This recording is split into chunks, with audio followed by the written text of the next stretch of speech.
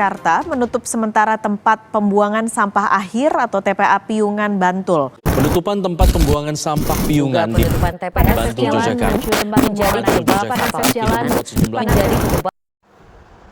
Jadi, apakah tanggung jawab dari pengelolaan sampah hanya ditanggung oleh TPA Piungan semata? Atau kita yang harus bertanggung jawab atas sampah yang kita hasilkan? Perkenalkan, nama saya Melita Nadia Fortania. Saya dari Prodi Perencanaan Wilayah dan Kota Universitas Gadjah Mada Angkatan 2024. Di sini saya akan membahas terkait permasalahan yang ada di TPA Piungan, yaitu tentang kiamat sampah. Kiamat sampah yang terjadi di tempat TPA Piungan disebabkan oleh adanya kapasitas tempat pembuangan akhir yang sudah penuh dan melewati batas maksimalnya. Setiap harinya, rata-rata volume sampah di TPA Piungan itu bisa mencapai 700 ton per hari. Namun, lahan yang tersedia tidak cukup untuk menampungnya, sehingga pengolahannya dirasa tidak efektif, sehingga pemerintah menutup TPA Piungan ini pada tanggal 1 Mei 2024. Data pemerintah Provinsi DIY menyebut timbunan sampah yang masuk rata-rata mencapai 700 ton setiap hari. Akibat dari penutupan TPA Piungan ini, sampah tidak bisa dibuang di lokasi tempat akhir dan akhirnya menumpuk di berbagai titik di Yogyakarta. 4 lokasi di kota Yogyakarta seperti kawasan Lempuyangan, Pengok, Argo Lubang, dan Mandala Krida. Penumpukan sampah yang disebabkan oleh penutupan TPA Piungan ini sangat berdampak pada kesehatan masyarakat yang ada di sekitar maupun di wilayah Yogyakarta. Hal ini karena sampah yang menumpuk bisa menghasilkan sarang-sarang bagi hewan-hewan seperti tikus, nyamuk, kemudian juga bisa menjadi sarang penyakit seperti penyakit yang menular yaitu DBD, malaria, herpes, penyakit kulit lainnya yang akan mengganggu kesehatan masyarakat.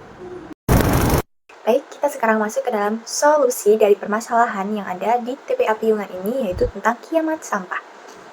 Menurut saya, hal yang perlu kita lakukan untuk menanggulangi permasalahan itu yaitu dengan pembangunan TPA yang baru dengan memperhatikan dan mempertimbangkan aspek ada 6, yaitu kelerengan, kedekatannya dengan badan air, kedekatannya dengan daerah rawan bencana, kedekatannya dengan permukiman warga, kedekatannya dengan kawasan lindung dan budidaya, dan kedekatannya dengan sesar aktif. Oke, kita masuk yang pertama, yaitu kelerengan. Lokasi yang dipilih seharusnya berada di kelerengan 0-20%. Hal ini bertujuan supaya mempermudah proses pembuangan sampah dan juga menanggulangi dari bencana longsor dan pergerakan tanah. Yang kedua adalah kedekatannya dengan sesar aktif. Area sesar aktif ini dikenal dengan rawannya bencana, yaitu bencana longsor dan gempa bumi. Dan juga tanahnya itu adalah tanah yang labil, sehingga jika dibangun lokasi TPA di lokasi tersebut dapat menyebabkan longsoran sampah yang nantinya bisa mencemari lingkungan dan memberikan penyakit kepada masyarakat. Yang ketiga adalah kedekatannya dengan badan air.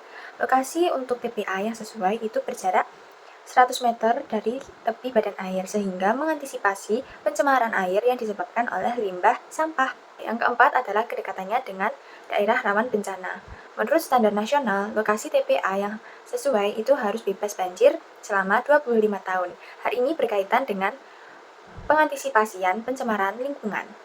Yang kelima yaitu kedekatannya dengan permukiman warga. Jarak yang sesuai dan tepat untuk pembangunan TPA yaitu berjarak 1.500 meter jauh dari permukiman warga.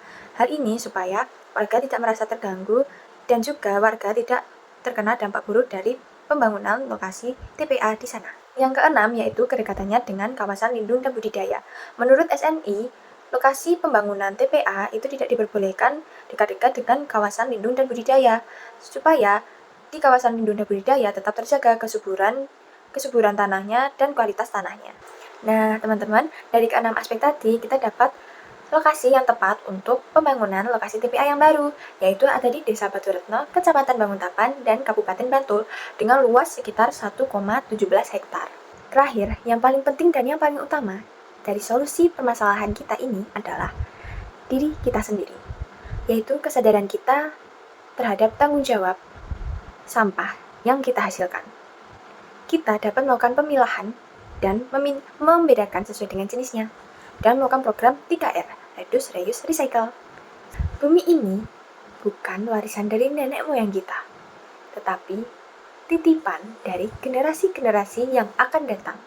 Jadi, mari kita jaga bersama-sama demi masa depan yang lebih baik.